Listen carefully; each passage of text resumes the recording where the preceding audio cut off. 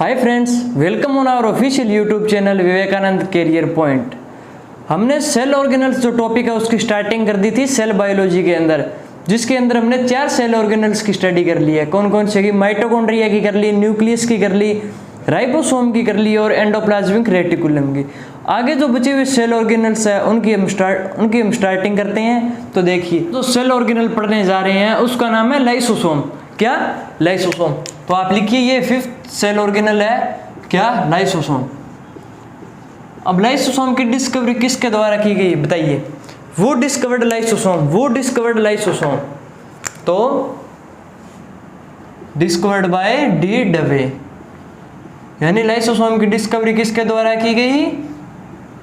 D डवे। अब आप इसको दुबे मत पढ़ लेना। क्या मत पढ़ लेना? दुबे नहीं है, डी डवे है। अगर हिंदी में आएगा तो भी यही नाम आएगा। कब की थी? इन्होंने की थी 1955 में। कब? 1955 में।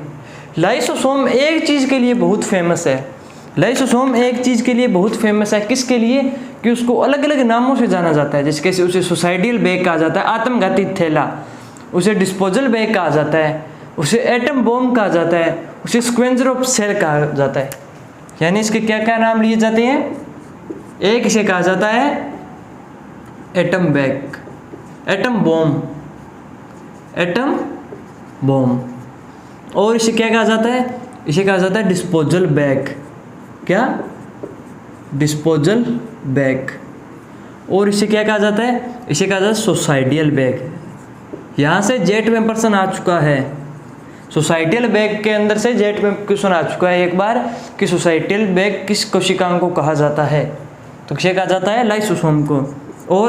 और इसे कहा जाता है स्क्वेंजर ऑफ सेल। क्या? Scavenger of cell. इसका मतलब हो गया कोशिका का सफाई कर्मी। यानी ये जो अनवांटेड डाइजेस्टिव जो सिस्टम होता है, अनवांटेड जो होते हैं, जो डाइजेस्ट नहीं हो सकते अनवांटेड पार्टिकल्स, उनको भी ये डाइजेस्ट कर लेता है। कौन? लाइसोसोम। खुद की बॉडी के अंदर डाल के उसको डाइजेस्ट कर देता है। ठीक है, यानी ये क्या करता है? अनवांटेड डाइजेशन करता है। इसीलिए इसको क्या कहा जाता है? Scavenger of cell. इसे सुसाइडियल बैग कहा जाता है। इसे सुसाइडियल बैग क्यों कहा जाता है? आत्मघाती थैला। यानी ये वैसे तो कोशिका की सफाई करता है, ठीक है, पर इसे इसीलिए भी इसको डिस्पोजल बैग कहा जाता है, ठीक है ना। पर इसे एटम बॉम्ब और सुसाइडल बैग क्यों कहा जाता है? क्योंकि जब लाइसोसोम का साइज बढ़ता है, ठीक है, और जो वो साइज बहुत ज़्यादा बढ़ जाता है, तो वो जैसे ही लाइसोसोम फटेगी, लाइसोसोम की जो थैली है वो डिस्ट्रॉय होगी, तो उसके अंदर से जो एंजाइम्स होंगे वो सारी कोशिका का पाचन कर जाएंगे। उसके अंदर से जो एंजाइम निकलेंगे वो लाइसोसोम की थैली फटने के बाद वो सारी कोशिका का पाचन कर लेंगे, वो सारी कोशिका को खा जाएंगे, यानी उससे कोशिका नष्ट हो जाएगी। इसीलिए इसे सुसाइडियल बैग कह दिया जाता है, ठीक है। और वैसे इसका काम बहुत बढ़िया है। ये कोशिका का क्या है? सफाई कर्मी है। ये कोशिका का क्या है? सफाई कर्मी। अगर इसका साइज पूछ ले, अगर आपसे लाइसोसोम का साइज पूछ ले तो वो होगा 0.2 से लेकर 0.8 माइक्रोमीटर, ठीक है। 0.2 से लेकर 0.8 माइक्रोमीटर। इसकी खोज किसके द्वारा की गई? डी डवे के द्वारा। कब? इन 1955, ठीक है। अब ये प्रेजेंट किस में होता है? अगर इसकी प्रेजेंस से लेकर हम कुछ बात करें तो प्रेजेंट इन एनिमल सेल, यानी ये प्लांट सेल में नहीं पाया जाता। कौन नहीं पाया जाता? Lysosome. Present in animal cell, ठीक है। हाँ, एक चीज का ध्यान रखना, मैच्योर आरबीसी के अंदर, मैच्योर आरबीसी में नहीं पाया जाता। मैंने आपको ये बहुत बार बता दिया, मैच्योर आरबीसी में कोई सेल ऑर्गेनल नहीं पाया जाता। यहाँ तक कि न्यूक्लियस भी मैच्योर आरबीसी के अंदर नहीं पाया जाता। ये कल हमने स्टडी की थी न्यूक्लियस की, जिसे द कंट्रोलर ऑफ सेल कहते हैं। वो भी मैच्योर आरबीसी में नहीं पाया जाता। न्यूक्लियस पे तो भाई लाइसोसोम तो होगा ही नहीं, ठीक है ना। ये हमने इसका साइज प्रेजेंस आप याद रखना एनिमल सेल में, और मैच्योर आरबीसी में ये नहीं पाया जाता। यहाँ पर क्या होता है? यहाँ पर ये एब्सेंट होता है। इसको आप लिख लेना, ठीक है। और इसको आप स्टार लगा करके लिख लेना। क्या? इसको आप स्टार लगा करके लिख लेना। आगे ये किन किन में पाया जाता है? तो ये डब्ल्यूबीसी में पाया जाता है, ये मैक्रोफेजेज में पाया जाता है, ठीक है ना। ये कुफर सेल्स में पाया जाता है, किसमें? कुफर सेल्स में, ठीक है। अगर इनके अलावा भी बात करें तो किडनी में पाया जाता है, स्प्लीन में पाया जाता है, ये आप इनको लिखिए। यहाँ पर ये बहुत ज़्यादा संख्या के अंदर पाए जाते हैं, जैसे WBC में बहुत होते हैं, WBC में बहुत लाइसोसोम्स होते हैं, मैक्रोफेजेस, कुफर सेल, किडनी, स्प्लीन, प्लीहा, इन सभी में ये पाए जाते हैं, आप इसको लिखिए, ठीक है। और अगर इसके अलावा भी बात करें तो सेक्रेटरी ऑफ पेनक्रियास सेल में भी पाए जाते हैं, ठीक है। आप इसको लिखिए, फिर मैं इसको इरेज कर रहा हूं। इसका काम तो मैंने आपको बता ही दिया। ये इंटरसेलुलर डाइजेशन का कार्य करते हैं। क्या? इंटरसेलुलर डाइजेशन, ये इनका वर्क हो गया। इंटरसेलुलर डाइजेशन और अनवांटेड डाइजेशन, और क्या हो गया? Unwanted digestion. ये लाइसोसोम के दो वर्क देखिए, यानी जो कोशिका के अंदर कोई चीज होगी उसे पाचन करने का, और जो अनवांटेड डाइजेशन है वो लाइसोसोम ही करता है, ठीक है ना। अनवांटेड डाइजेशन से आप समझिए जो अनवांटेड मटेरियल्स है उनका डाइजेशन, आप ऐसे भी इसको लिख सकती हैं, यानी अनवांटेड मटेरियल का डाइजेशन भी लाइसोसोम ही करता है। लाइसोसोम टॉपिक हो चुका है यहाँ पर कंप्लीट, ठीक है ना, जिसमें हमने पढ़ा इसकी डिस्कवरी के बारे में, इसका वर्क देखा, इंटरसेलुलर डाइजेशन और अनवांटेड मटेरियल्स का डाइजेशन। इसकी खोज हुई 1955 में। Atom bomb, disposal bag, suicidal bag, scavenger of cell कहा जाता है।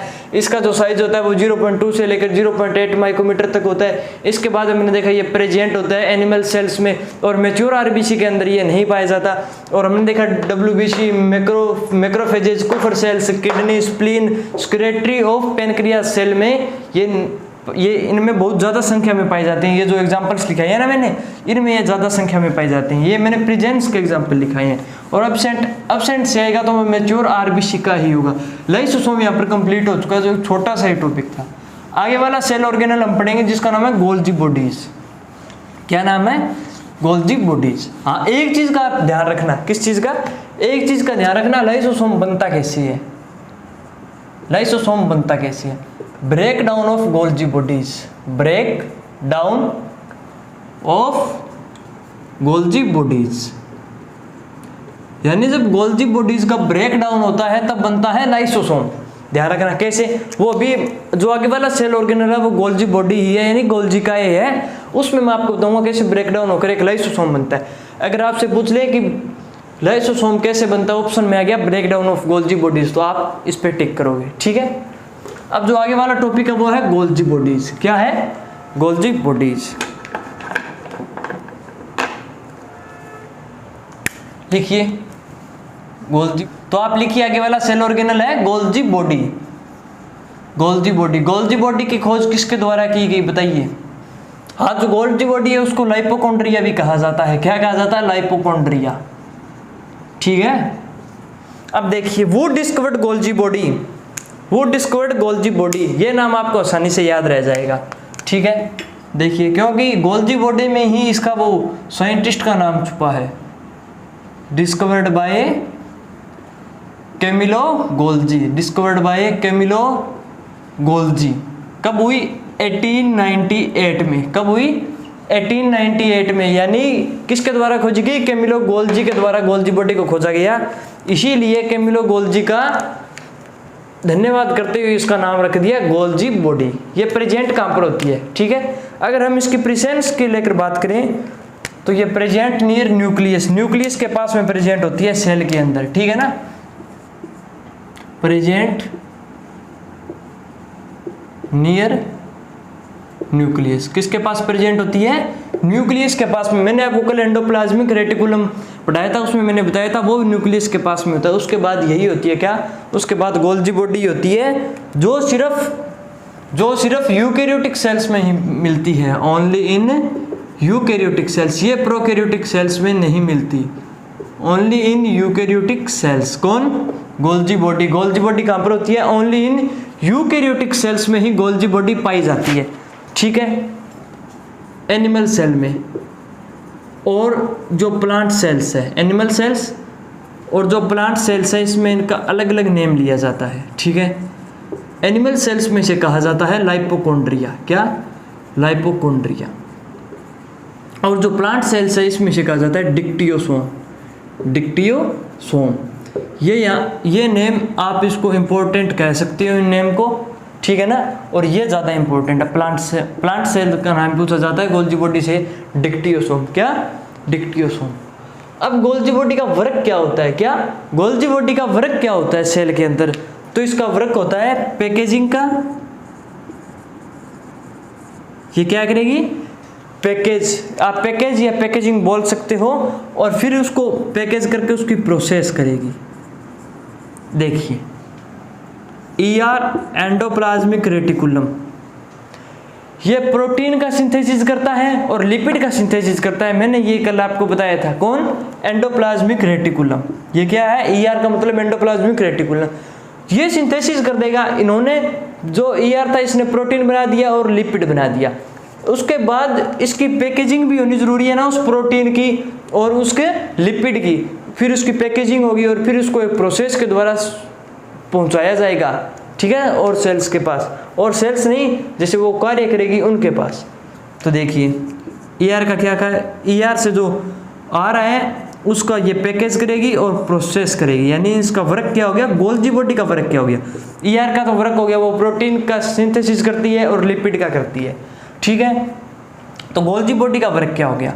गोल्जी बॉडी का वर्क हो गया ये पैकेजिंग और प्रोसेसिंग का कार्य करती है, ठीक है ना। पैकेजिंग और प्रोसेसिंग का कार्य करती है। कौन? Golgi body. ये गोल्जी बॉडी हो गया कंप्लीट, ठीक है। हाँ, आप अगर इसकी स्ट्रक्चर देखना चाहिए तो इसकी स्ट्रक्चर कुछ ऐसी होती है। मैं इसको इरेज करके इसकी स्ट्रक्चर बना देता हूँ।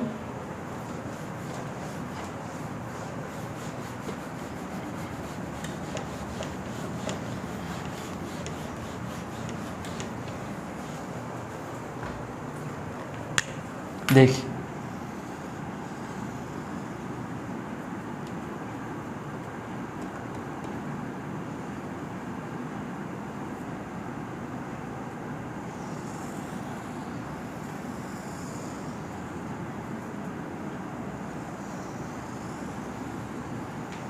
ये गोल्जी बॉडी इस प्रकार होती है, ठीक है ना।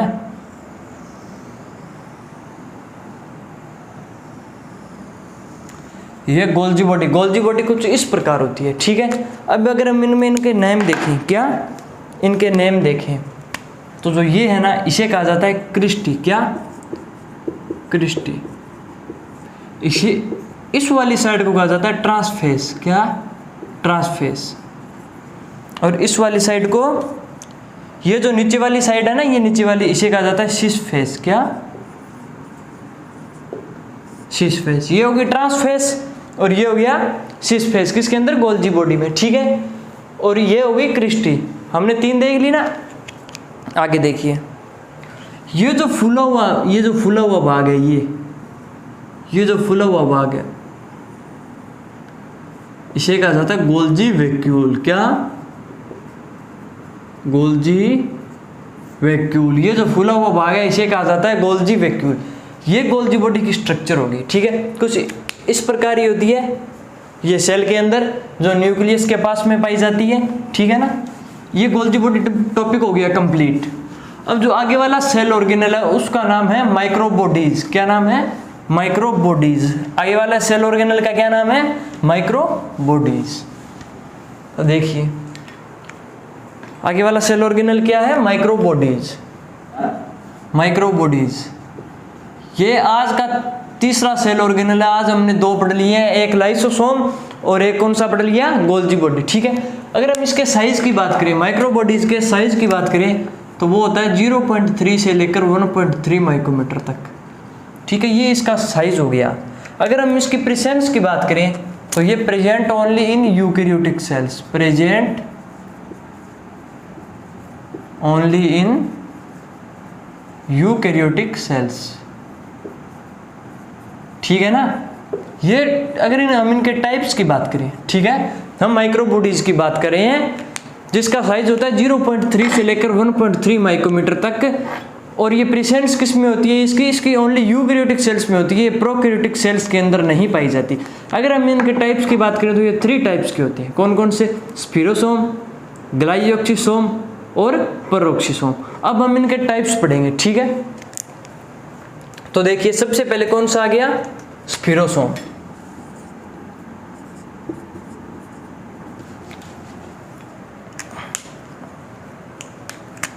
सबसे पहले कौन सा आ गया?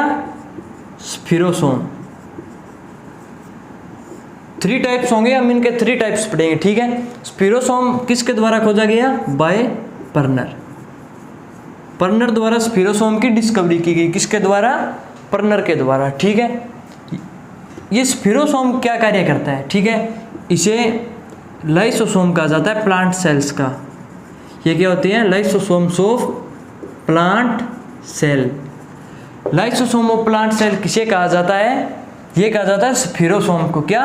Lysosome of plant cells. मैंने आपको बताया था जो लाइसोसोम होते हैं वो सिर्फ एनिमल सेल्स में पाए जाते हैं, ठीक है। ये स्पिरोसोम में क्या होता है कि जो एसिड हाइड्रोलाइटिक एंजाइम पाया जाता है, ठीक है, जो किसकी तरह? लाइसोसोम की तरह कार्य करता है प्लांट सेल्स के अंदर। इसीलिए इसको क्या कह दिया? Lysosome of plant cells. इसमें क्या पाया जाता है? एसिड हाइड्रोलाइटिक एंजाइम, ठीक है। पर्नर के द्वारा इसकी खोज की। इसे लाइसोसोम ऑफ प्लांट सेल कहा जाता है। क्या कहा जाता है? Lysosome of plant cell. और एसिड हाइड्रोलाइटिक एंजाइम के कारण इसे लाइसोसोम ऑफ प्लांट सेल कहा जाता है। ये प्रेजेंट होता है ओनली इन प्लांट्स। क्या? Only in plants. कौन?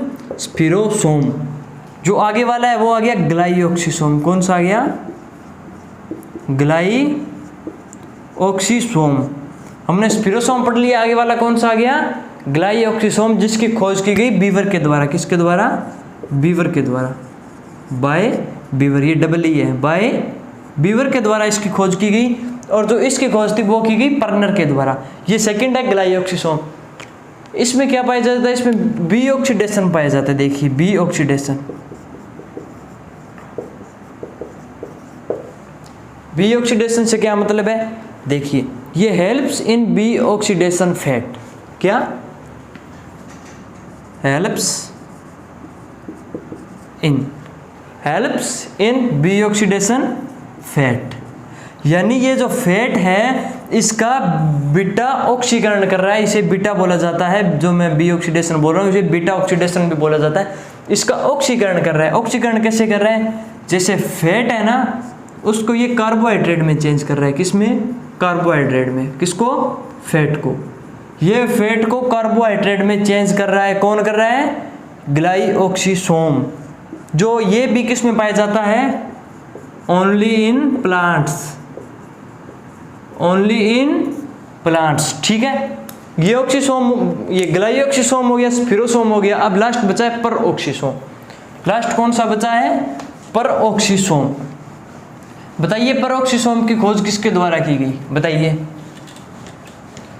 जो हमने पढ़ा स्पिरोसोम उसे खोजा गया पर्नर के द्वारा, ठीक है। हमने पढ़ा ग्लाइऑक्सिसोम उसे खोजा गया बीवर के द्वारा। तो अब बताइए पेरोक्सिसोम किसके द्वारा खोजा गया? कौन? पेरोक्सिसोम। ये थर्ड है। 2 हमने पढ़ लिए। कौन? पेरोक्सिसोम। इसे खोजा गया रोडिन के द्वारा। Peroxisome by Rhodin. आप ऐसे भी इसको लिख सकते हो डिस्कवर्ड बाय रोडिन। क्या लिख सकते हो? Discovered by Rodin. ये जो है ना पेरोक्सिसोम, ये प्रेजेंट होता है प्लांट सेल्स में भी और एनिमल सेल्स में भी। ये प्लांट सेल्स में भी होता है और एनिमल सेल्स में भी होता है। कौन? पेरोक्सिसोम। इसका कार्य क्या होता है? देखिए जैसे एमिनो एंड यूरिक एसिड है, ठीक है। ये टॉक्सिन्स है। एमिनो एंड यूरिक एसिड है, टॉक्सिन्स है। इनको ये सिंपलर फॉर्म में चेंज कर देता है, ठीक है। किसमें?